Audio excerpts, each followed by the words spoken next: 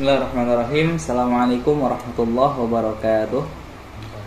Alhamdulillah, sallallahu wassalamu ala rasulillah wa ala alihi wa sahbihi wa man tabi'ahum bi ihsan ila yaumil qiyamah. Alhamdulillah, kembali kita bersyukur kepada Allah, pemirsa setia channel HRKU, tentunya atas nikmat dan karunia yang masih Allah berikan kepada kita semua.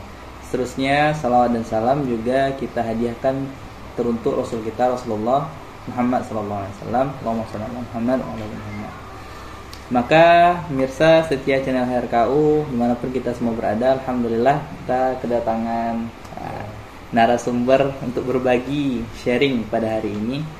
Beliau salah seorang praktisi bisnis usia muda, Syarif Haidarullah ya.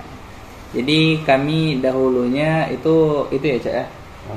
Kita ngekos bareng ya. Ngekos bareng ketika masih berkuliah di Staipik Sumatera Barat dengan jurusan yang sama, kami di jurusan Ilmu Al-Quran dan Tafsir. Dan kemudian beliau melanjutkan perkuliahan sesuai dengan passion yang beliau miliki, bisnis. Dan alhamdulillah beliau saat ini di usia yang cukup muda tentunya juga sudah melakoni atau mendalami menjadi seorang praktisi langsung bisnis yang usahanya bisa dibilang ya bukan bisnis kecil-kecilan lagi lah ya. Jadi gimana Cok? Sehat Cok? Alhamdulillah. Jadi kami memang udah biasa manggil Cok gitu. Dan tentunya Cok ini bukan sesuatu yang dilarang juga dalam agama kita. Yang dilarang itu adalah memanggil dengan panggilan yang tidak disukai oleh orang lain. Nah, Allah katakan wala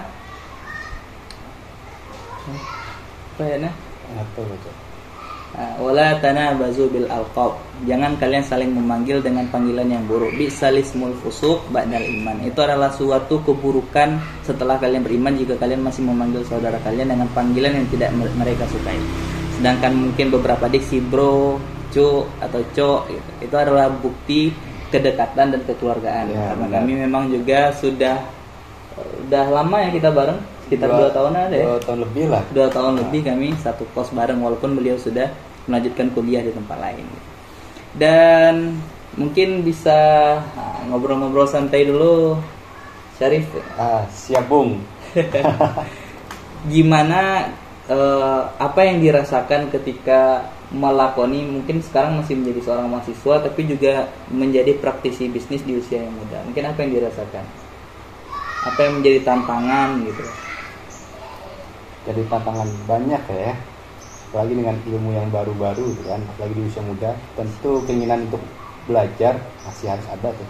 Belajar secara akademis ya? Akademis dan realistis di lapangan. Oh, praktik di lapangannya juga tentunya ada sekolahnya ya, walaupun sekolahnya informal ya, belajar di lapangan. Biar make sense antara teori yang kita dapatkan di kelas sama di lapangan.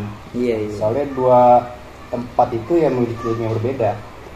Ilmu yang dipelajari di bangku kuliah dengan ilmu yang dipelajari di praktek lapangannya itu sangat berbeda ya. Ya, ada sedikit perbedaan lah gitu kan ketika kita menerapkan suatu bisnis itu. Ya. Dan ini berbicara tentang bisnis di usia muda, ada sebuah tantangan biasanya yang dihadapi. Misalnya, beberapa kita kan masih muda ya, masih punya banyak teman, masih butuh menghabiskan waktu bersama teman-teman. Benar sekali.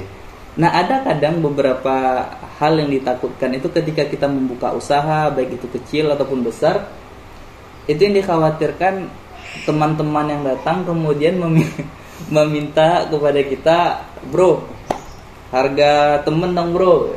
Nah, itu gimana tuh tanggapan? Gini ya, jangankan teman ya, sama keluarga saja. Bisnis sama keluarga terus dipisahin juga man.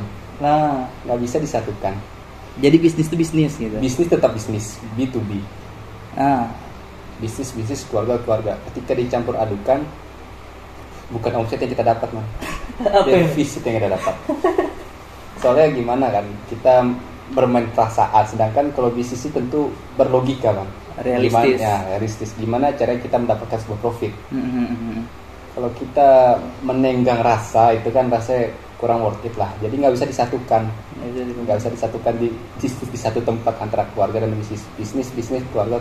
Jadi jangankan temen yang minta, bahkan keluarga sendiri yang minta harga yang dikurangi, apalagi kita pemula lah gitu. Paling bantar sekalipun, misalkan harga teman, kita punya program gitu misalnya. Ada program bisnis, kita punya program atau gimana, tentu yang kita tawarkan ya teman, keluarga atau enggak relasi. Bukan bisnis kita yang tergaduh. Paling kita bantu maju. Nih gue ada relasi nih, lu jual sekian. Gue kenal ini nih. Coba lu deketin buat jadi investor lu mulai bisnis. Bukan bersandar malah ke kitanya ya. Enggak. Kita tetap motivasi mereka gitu kan, gimana caranya, kita kasih jalan. Cuman jangan sampai mereka bersandar ke kita gitu. Jadi tapi gue jadi keinget sebuah hadis sebenarnya. Dia ada sebuah cerita tentang harga-harga teman tadi lah. Iya. Kalau diingat, ada seorang sahabat Rasulullah SAW diriwayatkan bernama Jarir. Jadi kalau lu pernah dengar ceritanya, jadi dia seorang yang memang juga seorang yang udah kaya lah gitu. Suatu ketika dia punya budak, dia nyuruh budaknya buat minta tolong cariin kuda gitu buat dipakai. Kuda buat dipakai. Jadi tiba-tiba kan kuda yang didapetin nih sama budaknya kuda mantap, kuda yang sehat gitu, kuda tukrul ya, kuda tukrul lah. Jadi ya kuda itu kuda yang sangat-sangat bagus, kuda yang ya perfect lah, spek bagus lah gitu.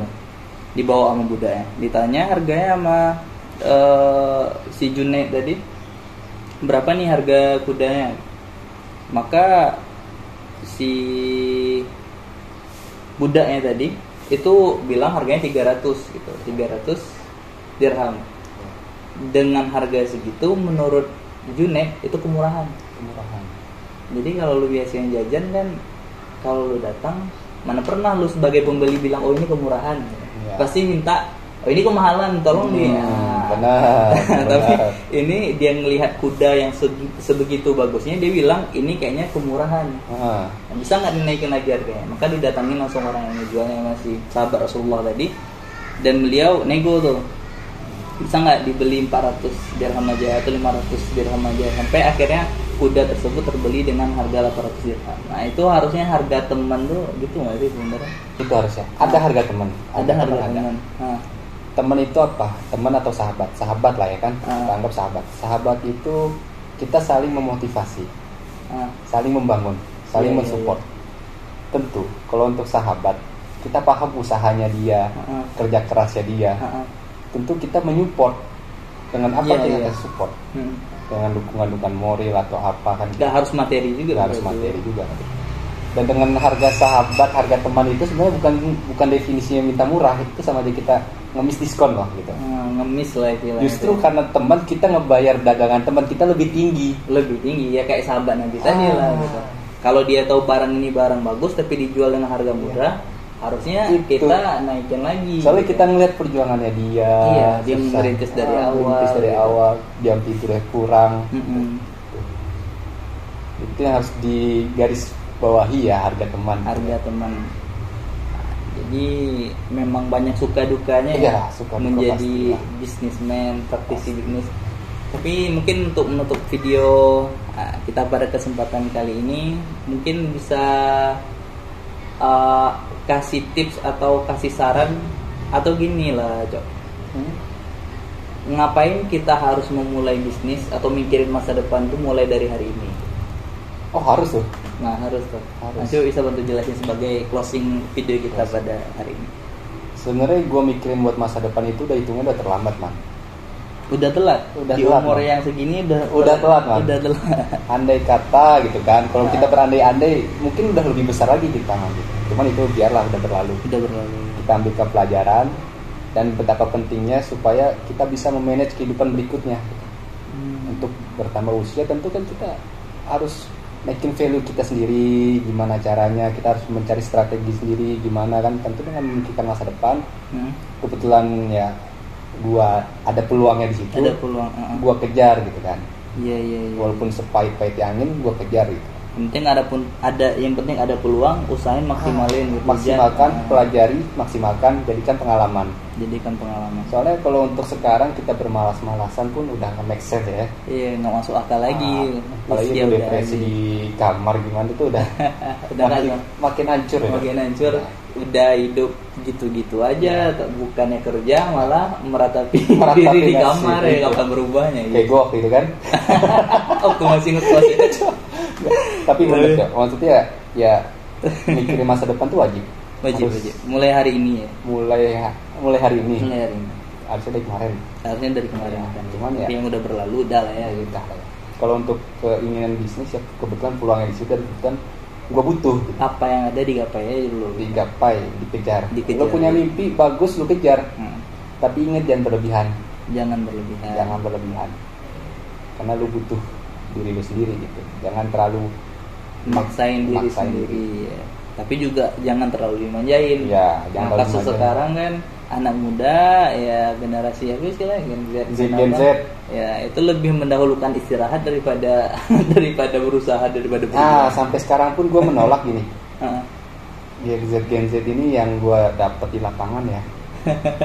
Yang ya dia karena masih ngerasa dikasih makan orang tuanya atau gimana, jadi merasa terleha-leha.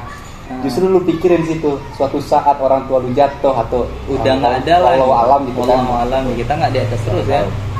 Lu mau kemana gitu? Lu mau ngapain? Tentu harus ada backup. Kan kita harus backup semua. Iya, itulah balik lagi harus mikirin mulai dari hari ini gitu. Survive untuk bertahan hidup. Nah, oke, baik, itulah pelajaran yang mudah-mudahan bisa kita semua ambil dari teman kita, dari saudara kita ini. Dan tentunya mudah-mudahan ada hal-hal baik yang dapat kita ambil sebagai pelajaran dan tentunya kita amalkan dalam praktik di kehidupan kita bersama tentunya. Mungkin dari saya mohon maaf, terima kasih sebelumnya. Siap. Udah hadir. Maaf bila taufiq wal hidayah. Assalamualaikum warahmatullahi wabarakatuh.